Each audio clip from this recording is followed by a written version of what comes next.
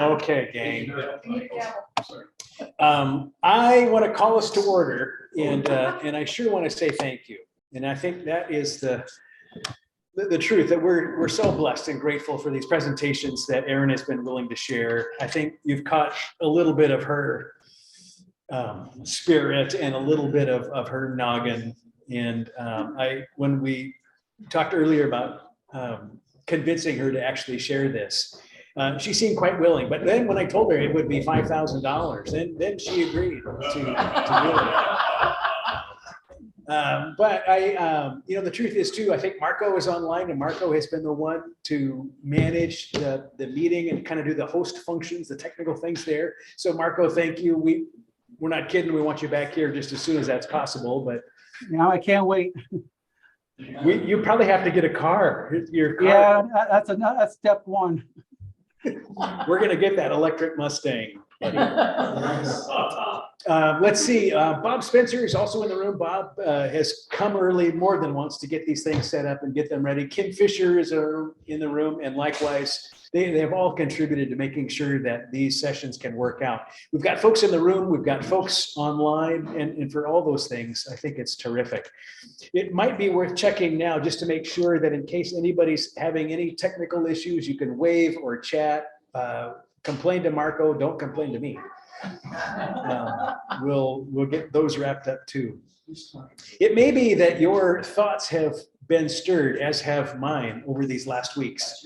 There are kind of things that I have discovered, things that have provoked me and challenged me. I do find too that I have kind of a new awareness for some of the things that are going on, because I think, and I bet you think too, that great replacement is real. People think that way. And it has been a way to frame social conversation and public policy. It's been a way to frame the great debate among candidates. And I think it is born of grievance. I think it is born of this need to blame somebody else. And I think today we're going to discover that great replacement is actually a very, very, very old story. This has been around a long time. And I'm going to have Erin kind of brag that up when she gets ready. We'll conclude our time with a little bit of conversation at the end. I've also got some resources that I'm going to hand out. I've got a paper version of things that you can do some study up later on. All of these sessions are on YouTube. And I looked this last week, Erin has more views than I do. She broke the record for adult learning. So that, I mean, how cool is that? How cool is that? The Lord be with you.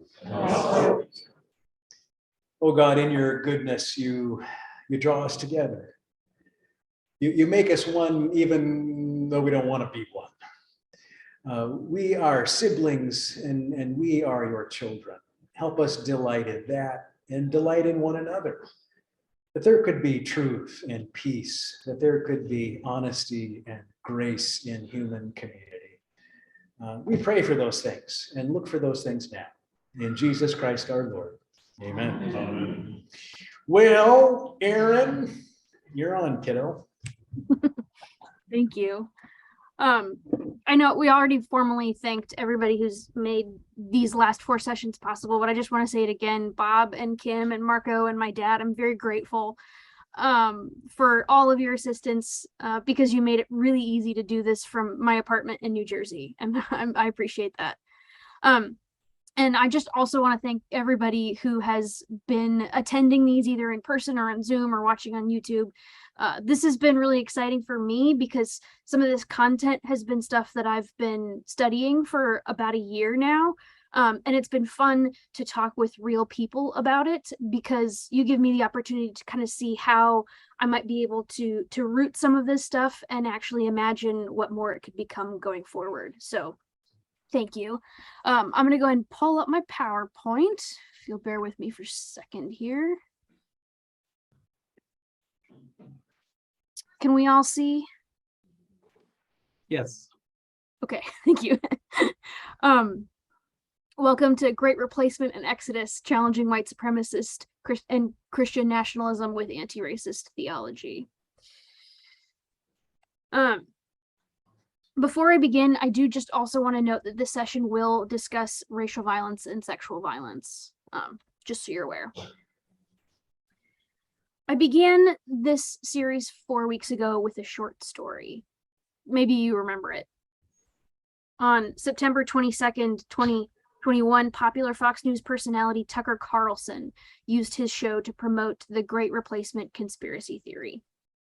In a segment titled, "Nothing About What's Happening is an Accident," Carlson said that current US border policy is designed to, quote, change the racial mix of the country, to replace legacy Americans with more obedient people from faraway countries.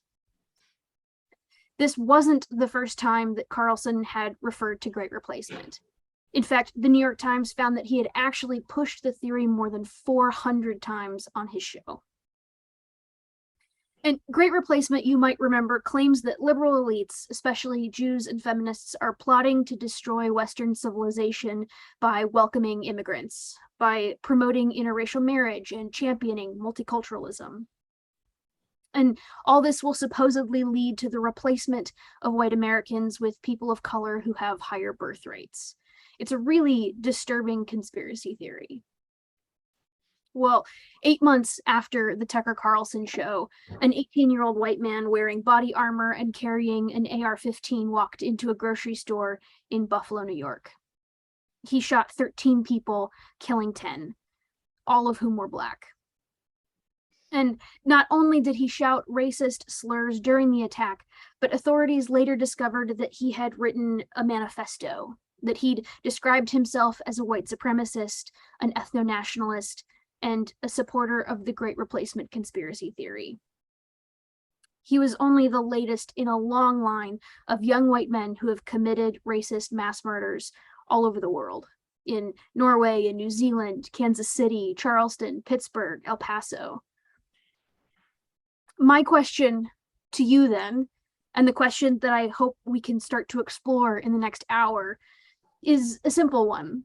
What does it mean to be Christian in a world of so much hatred? Before we start to answer that question, though, I want to tell you another story. It's a much different story. The descendants of Jacob had been living in Egypt for many generations, and in that time, an extended family had grown into a much larger community. They were so numerous that Pharaoh became wary. He registered this population change as so threatening, so dangerous to his kingdom, that he ordered the murder of every Israelite baby boy. The Israelites cried out to God for deliverance, and you probably remember the rest of the story. God heard the people's cries, guided them out from Egypt and into the land promised to Abraham in the first book of the Bible. Exodus is different from Great Replacement. Kind of. Sort of.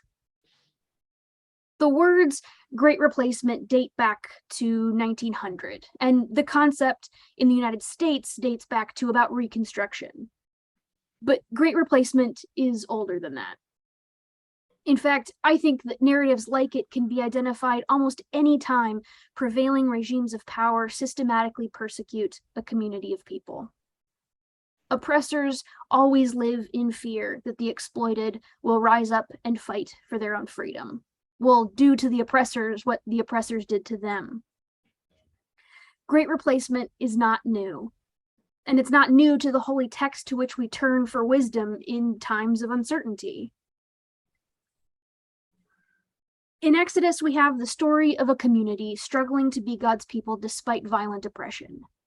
They also were scapegoated. They also were maligned and lied about, to the point that their very existence was deemed threatening, that their ability to create life had to be met with ruthless violence. They had to be murdered, and Pharaoh still wasn't satisfied. In the biblical text, the purveyors of conspiracy theory, the ethno-nationalists, the killers, they act against God's will. They attempt to violate the community of God's people, and they stand in the way of God's love and God's justice. And I think when we look to the biblical tradition for insight into what God is up to in our world of white supremacy, our world of Christian nationalism and conspiracy theory, I think we have to read that text a little bit differently than we did before. We might have to re-ask questions we already assume that we know the answers to. But I think that asking them with this specific context in mind, with Great Replacement in mind, allows new answers to bubble up to the surface. And I wonder if these new answers call on us to engage with the biblical text differently, perhaps to engage with the Great Replacement narrative differently, or even engage with the world differently. So as we read Exodus today, in light of Great Replacement, I propose that we ask a few questions again. What is God up to? Who has God chosen to be God's people? Who is God liberating, and who or what stands in the way of that liberation? Okay, ready? The Israelites were fruitful and prolific. They multiplied and grew exceedingly strong, so that the land of Egypt was filled with them. Now a new king arose over Egypt who did not know Joseph. He said to his people, "Look, the Israelite people are more numerous and more powerful than we. Come, let us deal shrewdly with them, or they will increase, and in the event of war, join our enemies and fight against us and escape from the land." And therefore they set taskmasters over them to oppress them with forced labor. The more they were oppressed, the more they multiplied and spread, so that the Egyptians came to dread the Israelites. The king of Egypt said to the Hebrew midwives, "When you act as midwives to the Hebrew women on the birth stool, if it is a son, kill him. But if it is a daughter, she shall live." Do you hear the reverberations, the parallels? Right here in 2022, Great Replacement starts to sound, to me, a lot like the distant echo of Pharaoh thousands of years ago. And I'm going to dig a little bit more deeply into those reverberations in a few parts. First, I'll talk about the similarities in contexts between these two narratives, especially having to do with demographic shifts, and then the need to shore up power around an ideal sort of subjectivity. And these are notions of the ideal human that prop up structures of supremacy and oppression. And then I'll address the way that both Pharaoh and Great Replacement reject mainstream knowledge and replace it with conspiracy theory. After that, I'll draw connections between perceived symbolic threats and both sexual and ethnic violence in each of these stories. And I'll end our series with an argument about why I think it's important to read Exodus together with Great Replacement, and what that reading might mean for how we as Christians have to engage with a world that's governed by hatred. Okay. Significant social, political, and cultural shifts constitute the backdrop of both of these narratives, the Exodus narrative and the Great Replacement narrative. As we've been discussing, Great Replacement serves its believers by offering a way to understand demographic change and process anxiety around that change, anxiety about a perceived loss of status. The fear is that multiculturalism will unseat the interlocking supremacies that put straight white Christian men with US citizenship at the top of the pyramid. Last week, we talked about the ideal subjectivity constructed by the category of man. It's a religious category, a political category, a biological category. Great Replacement collapses all those categories together to describe one kind of ideal human in the Western tradition, one whose power and authority is possibly eroding because of changing demographics and interracial marriage, immigration, religious plurality, etc. Times are changing, and Great Replacement is a way to make sense of that change, still protecting the ego of the straight white Christian man. But importantly, it does that by vilifying everyone else, especially people of color and immigrants. Well, obviously, no one in Exodus is white or Christian, or a citizen of the United States. But I think something similar is still going on. First, there's an immense demographic change occurring in Egypt. The biblical writers tell us that the first Israelites to come to Egypt were only the descendants of Jacob. an extended family of about 70 people, but that those 70 were, quote, fruitful and prolific, so they multiplied and grew exceedingly strong, so that the land was filled with them. The newcomers have made Egypt their home, and as time passes, Egypt is starting to look a little different. Sound familiar? I think it sounds familiar. The ethnic makeup of Egypt was changing, and political changes were also afoot at the same time. In the next verse, we're told that a new king arose in Egypt, a king who did not know Joseph. And that last part, who did not know Joseph, biblical scholars have been pondering over how that might be possible. Because remember, Joseph was a key figure in the royal court in his time. He was probably second in command to Pharaoh. And some scholars wonder if this new king actually represents the start of a whole new royal dynasty, a whole new royal line, possibly, one that might not retain that institutional knowledge of the one before. Other biblical scholars argue that the Hebrew verb arose in verse 8 actually indicates an even greater change, that perhaps it marks the inauguration of a whole new era, not simply a change in the monarchy. And the new era might be one that does not particularly remember the contributions of Joseph or value them as part of Egypt's history. So either way, the Exodus narrative opens in an era of great political and possibly also sociocultural turbulence. So Pharaoh's declaration to his people about the descendants of Jacob is a response to that sociocultural turbulence. He says, "Look, the Israelite people are more numerous and more powerful than we. Come, let us deal shrewdly with them, or they will increase, and in the event of war, join our enemies and fight against us and escape from the land." Pharaoh's response to the sociocultural shift is to shore up Egyptian identity by othering the Israelites. So there's no white Western Christian man in this story, not the kind that we discussed in last week's session, but there might be an Egyptian capital M man. An Egyptian man is defined over and against the Israelites through ethnic, political, religious, and gendered distinctions. In other words, in the face of social change, Pharaoh shores up the power of Egyptian man by vilifying those who are not Egyptian man. So first, he others the Israelites ethnically. The very fact that I'm able to describe the descendants of Jacob as Israelites is because of Pharaoh's speech here.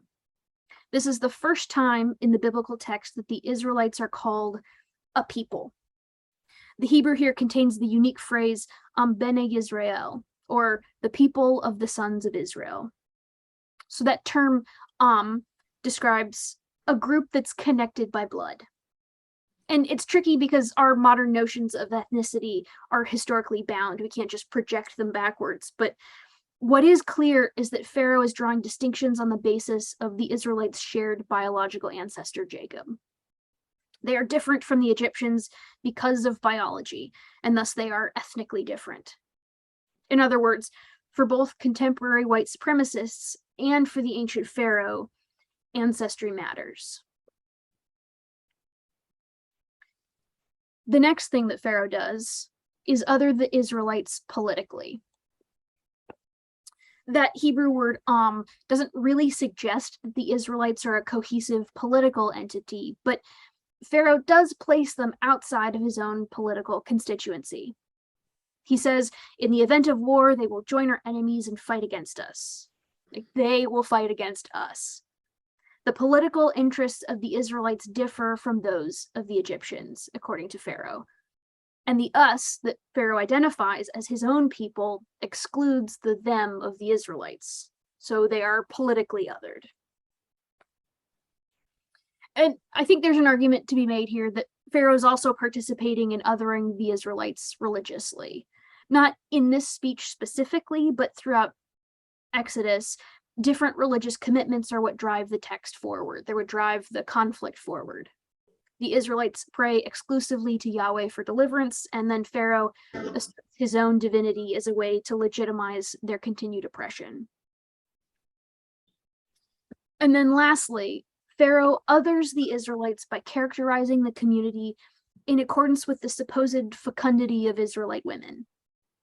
And this produces the notion that there are differences between the gendered bodies and the sexual practices of Israelites and Egyptians. By particularly associating the Israelites with reproduction, Pharaoh aligns Israeliteness with a dangerous, overtly sexual, fertile kind of femininity, and Egyptianness is associated with a more measured and controlled masculinity.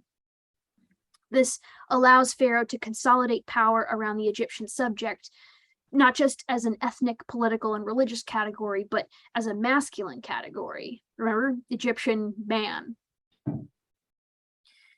In other words, by describing Israelites, and especially Israelite women, as the dangerous other, Pharaoh stabilizes and defends the power and authority of the category of Egyptian man. So I hope that some of the most basic strokes of similarity are starting to appear. In both narratives, Great Replacement and the narrative of Exodus, there's a background of shifting demographics and a need to shore up power, either of the white Christian or the Egyptian man, over and against the dangerous outsiders or the dangerous others. So next, we come to the question of how. How do they couch this othering in an actual narrative? And I argue that they both use the form of conspiracy theory, because both are rejecting the institutions we usually rely on to deliver true information, and instead they disseminate their own alternative account that works best for them. As we've discussed in sessions past, part of the popularity of conspiracy theory today has to do with growing distrust in institutions like media and government and academia. Once that institutional authority has been rejected, ready access to other information sharing platforms lets conspiracy theorists build up large audiences. So because of access to the internet, circulation of conspiracy theories isn't limited by geography or access to newsrooms or publishing companies, pulpits, or lecture halls. Instead, circulation occurs transnationally through internet message boards and discussion forums. So some popular platforms might include 4chan, 8chan, YouTube, Gab, or Reddit. In the most extreme cases, these internet platforms then facilitate the movement from online discussion to acts of violence and terrorism IRL, or in real life. As an example, the Christchurch shooter wrote a manifesto full of references to online memes and discourse on 4chan and 8chan.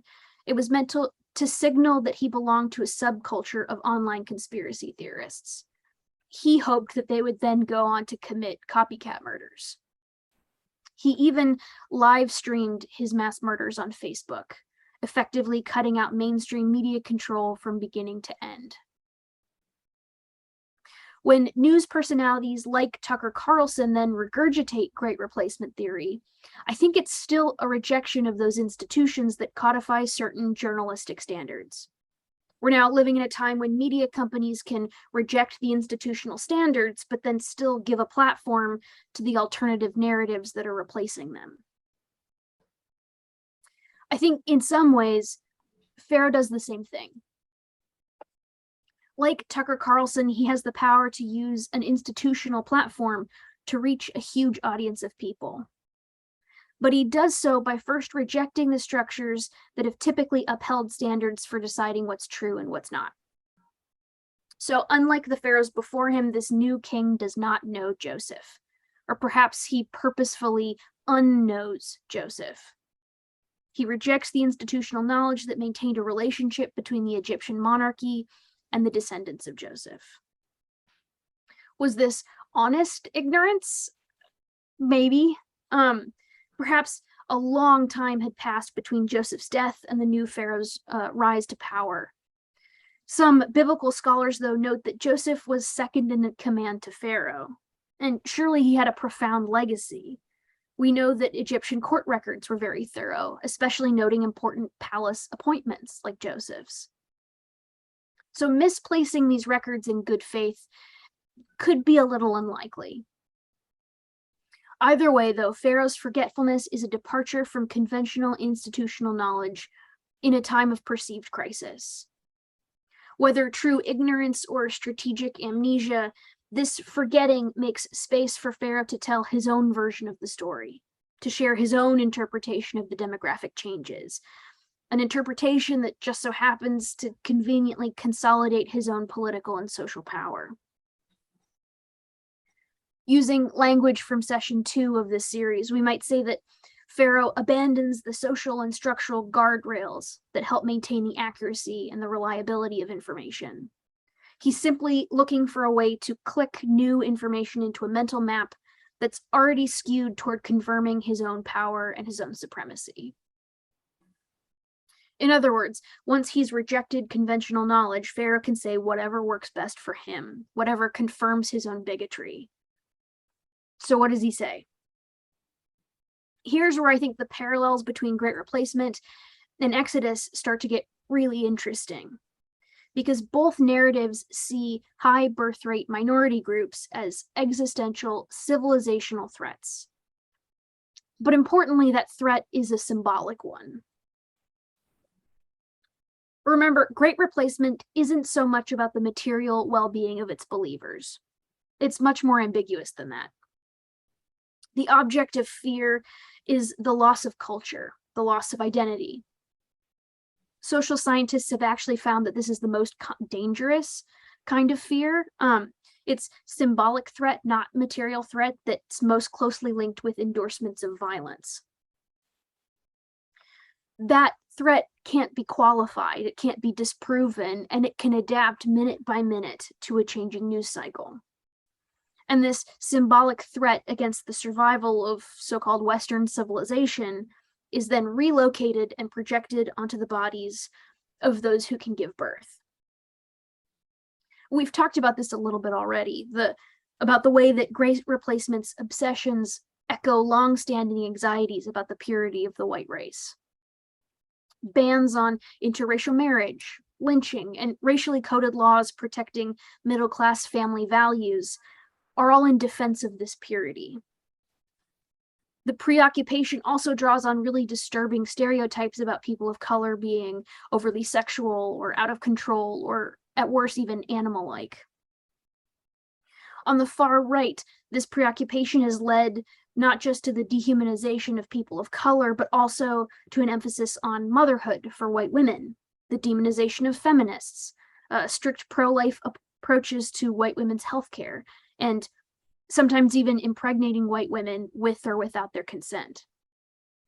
So, in summary, the high symbolic stakes of Great Replacement inspires a wide range of violent behaviors, including the mass murder of people of color and sexual violence against white women.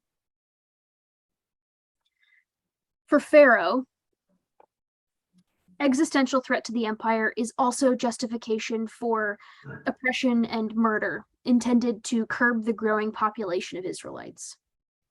Like conspiracy theorists, Pharaoh identifies the growth of the Israelite population as cause for fear and anger, perceiving that growth as threatening in light of the possibility of being outnumbered. Pharaoh declares the Israelites are more numerous and more powerful than we, and worries that, quote, they will increase and in the event of war join our enemies and fight against us and escape from the land.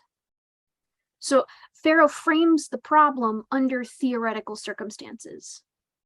Like Great Replacement, the danger is therefore ambiguous. It's impossible to entirely disprove because it hasn't happened. Pharaoh positions the Israelites within the symbolic binary us versus them, in which both them and us are defined in opposition to each other.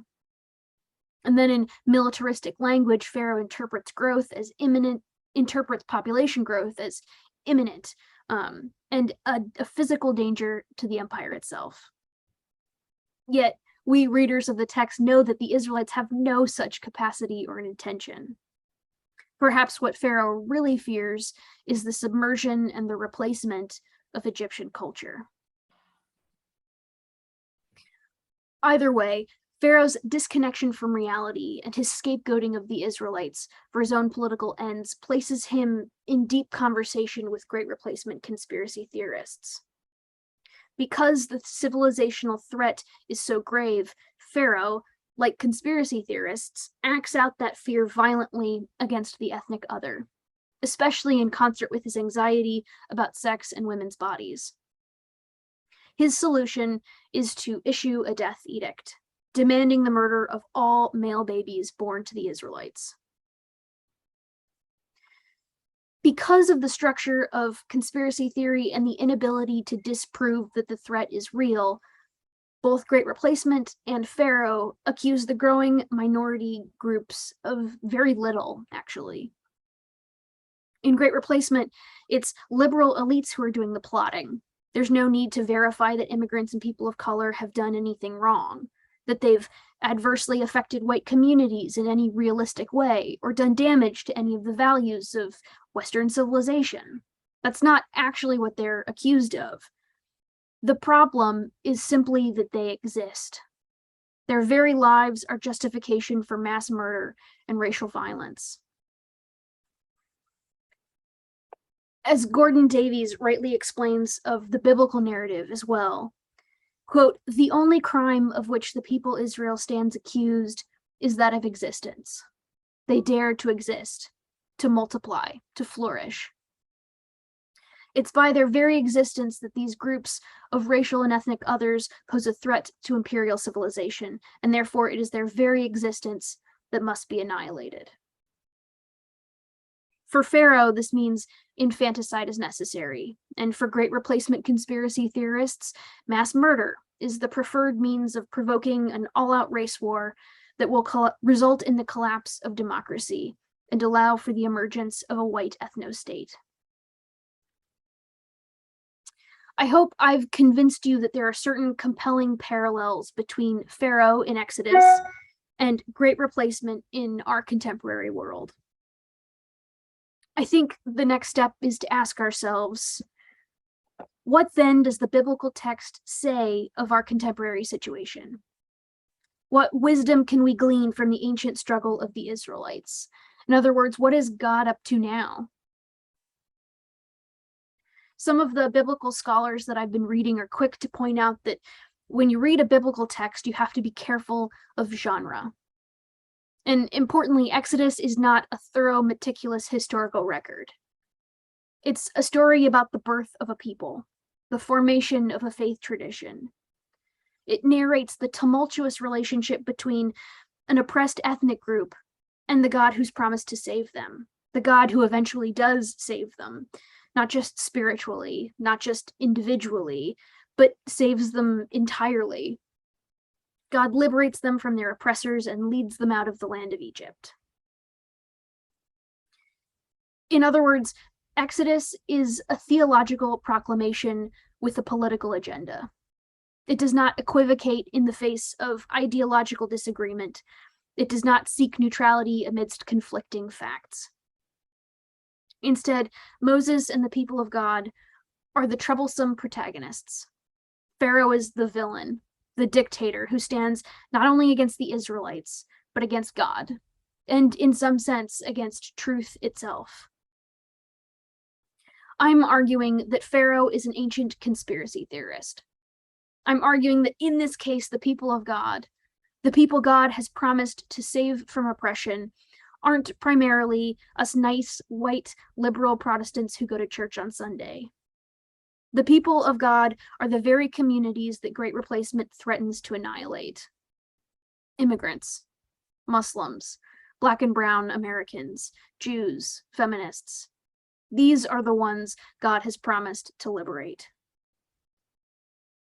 I'm arguing that this is a plausible way to read the Exodus story in light of the world around us. But I'm not just arguing that it's plausible. I'm arguing that it's necessary.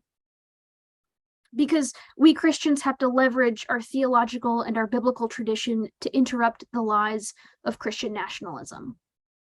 Remember, Christian nationalism takes the symbols and the identifiers of our faith and twists them in a way to uphold white supremacy and American domination. My hope is that retellings of stories like Exodus might be just one way to disrupt the claim that Christianity supports white power, supports nativism, supports xenophobia. we have to remember and then keep reminding the world that God is not on the side of the oppressor, not on the side of scapegoating and conspiracy theory. God does not condone racial or ethnic violence. God is actually on the side of those persons and those communities who, in spite of a world that wishes they didn't exist, exists anyway, lives anyway. God is on their side. And here's the good news for those of us who are white, who are Christian, who are citizens of this country. I think God invites us to be on their side too. Thank you very much. Contact information here. Thank you.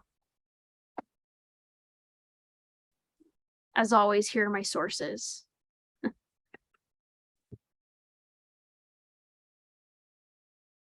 I think you may be muted.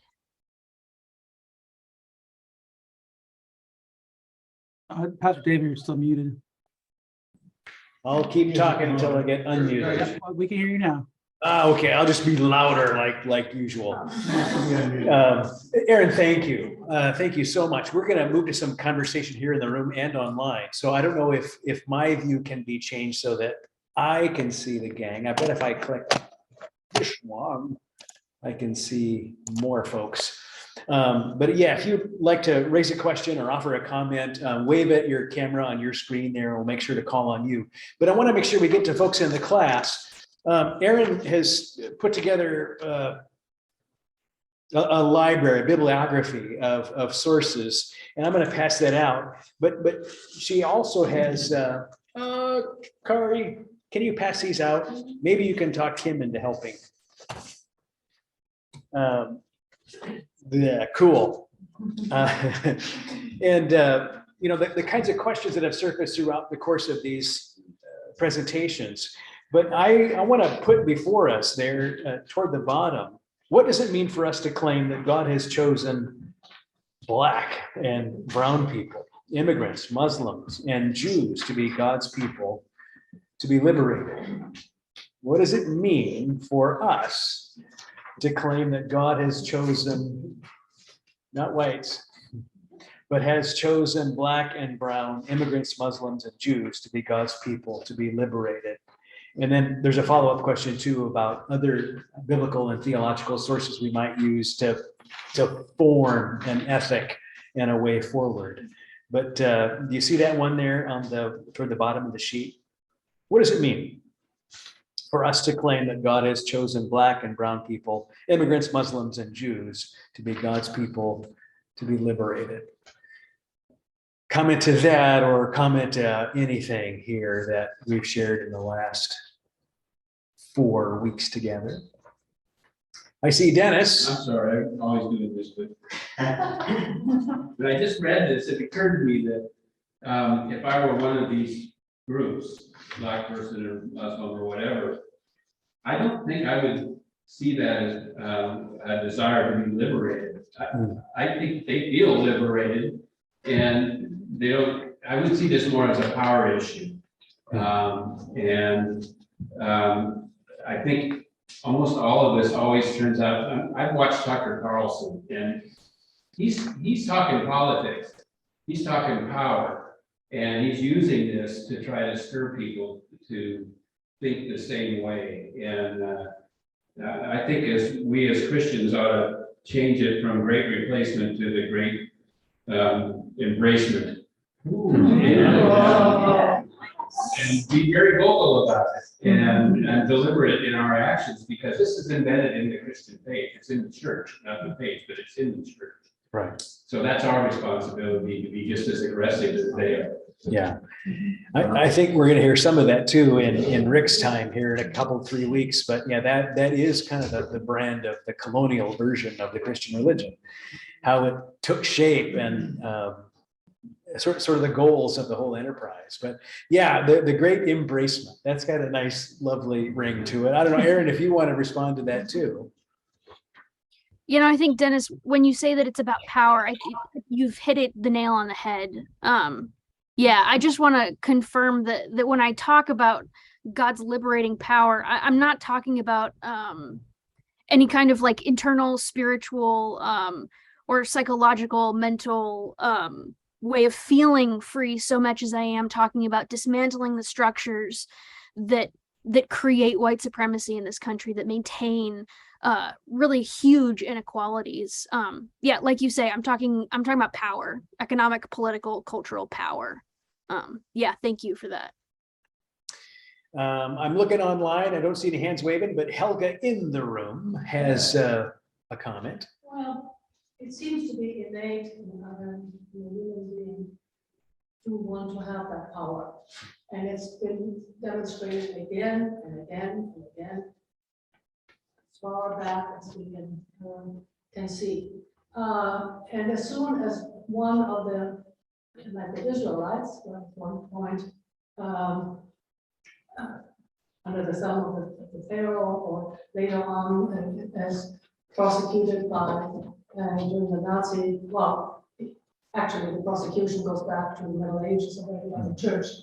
But it seems like as soon as you have enough people and you have good enough propaganda that you can then put everybody else below you. And the Israelis are showing that at this point with the Palestinians. So it just, wherever you look, that's it. And I really am totally pessimistic about that ever changing, ever. Right. You know, and especially now where you have the ability to reach everybody, at least during the Middle Ages. Only the people that were going to church were the priest's version, but now. Is there, something deep in the human organism that organizes itself around power because we perceive that there's safety in power. And so as soon, is that an inevitable evolution of human communities, that they will look for a way to circle the wagons and limit who gets access? I don't know. Aaron, you might want to speak to that too, but that seems a very Lutheran thing to say, that we are curved in on ourselves and we will do anything to have ourselves on top. Maybe. No, I appreciate that. I'm worried I missed a few things that were said in the room, but would just confirm. I think, yeah, there is some element of this that requires just acknowledging, of course, that we're all sinful. That I think that curved in on ourselves is a useful metaphor. Thank you, Martin Luther. But at the same time, I also want to note the way that being curved in on oneself looks different depending on where we are in the whole history of white supremacy, of colonization, of Western domination over the rest of the world. That there are different stakes for some of us than for others. And I think it's important to acknowledge where we are in that system and thus acknowledge kind of the consequences of that being curved in on ourselves. I think, yeah, there's a difference in a bunch of white people saying, okay, my world is this big, I'm going to focus on this tiny little part of my world and I'm going to ignore the other problems out there. And another group doing that, because for white people to be able to do that, we're dependent on whole histories and structures that have built this country on the backs of Black and Brown Americans. I hope that makes a little bit of sense, but yeah, I just want to be clear that sure, human nature might not be all that, but some of us benefit from violence, from exploitation, from exclusion, much more than others. So I think it's our responsibility to address that more fully. One of the things that occurs to me in all this too is that whenever you have a structure or an institution or some a community that has power, if there isn't some way among the leaders of that group to ensure that there's difference, variety, diversity, to ensure that there are folks representing, other than what might be a majority, I think it's very hard, and this is hard for the church. I mean, I'm a white guy and I'm a pastor of a congregation. And we just have to get to the place where there are more people at the mic than people who look and sound like me. But I think that's not only true of the church, that's true of governments, that's true of every institution that has to find its way. That if there aren't a wider vision of who gets included in the power structures within those communities, within those institutions, I think we're missing it again. Dana in the room, and then we'll probably gotta keep going here. Great. First of all, Aaron, my wife and I love seeing you for the last 3 weeks online, and here we are in person because I'm really fired up for this. One of the things you haven't mentioned is our ability for humor. And in humor, you have to look at movies and books and the ability to laugh at yourself. You cannot laugh or poke fun at anybody else unless you first poke fun at yourself. And we can do that through movies because we've been doing that forever. We can do that through music. My dad, who never graduated high school, grew up on an Indian reservation. It was pretty white and pretty, I heard a lot of words growing up that my grandchildren will never hear. But at the end of his life, he still embraced all the music that our Black brothers and sisters have. I mean, I have all of it now, so I know. And so music is a very powerful thing. You can't grab a banjo and talk about, death and murder, destruction. So, you have to focus on good things. And we are coming into the best part of the year. We have Christmas, we have Thanksgiving, all those things that we can do minimally for ourselves to embrace somebody else. And I like the great embracement theory. I think that's tremendous. And I got really fired up for this because I cannot believe that we're doing the same page over and over again, but perhaps one day we'll learn. Yeah. And maybe the arts are going to be part of it, are the arts, is song, is that something that can give witness, give rise to something beyond.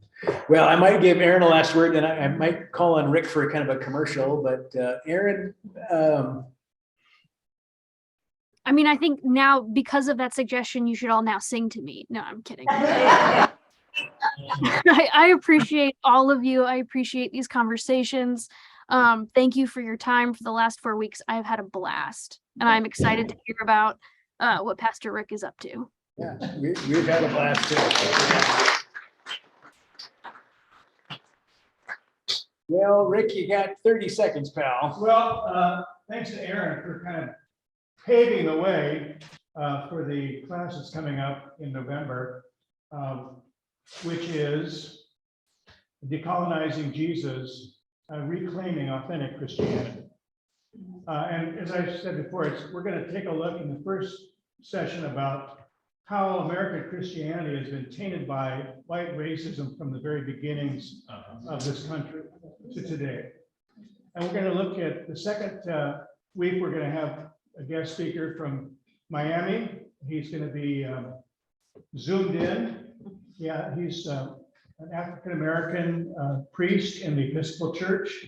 He's going to talk a little bit about his work in that church as what does it mean to be a Black person in a white denomination. But he's also going to help us critique some of the documents that we have passed as an ELCA denomination to try to counter some of what's going on, such as our document that the repudiation of the doctrine of repudiates or condemns white supremacy, and our apology to people of African descent, as well as our apology to Native people in this country. These are significant documents that are relatively new, and he's going to help us critique those, as well as have some other conversation. We're going to have a really good dialogue, I think.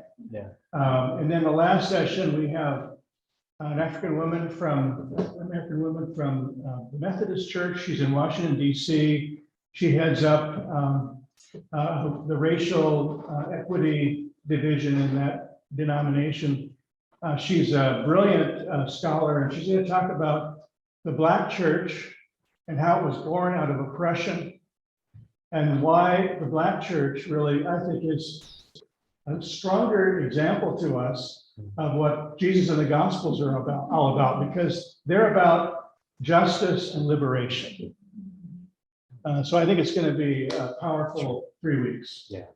And if you're interested in getting material ahead of time and or being able to Zoom, please email me so I can put you on the list, and Marco and I can keep track and make sure you're getting all the material. Yeah. Click on those things in the church e-news too. That comes out every Thursday. So there's going to be links there.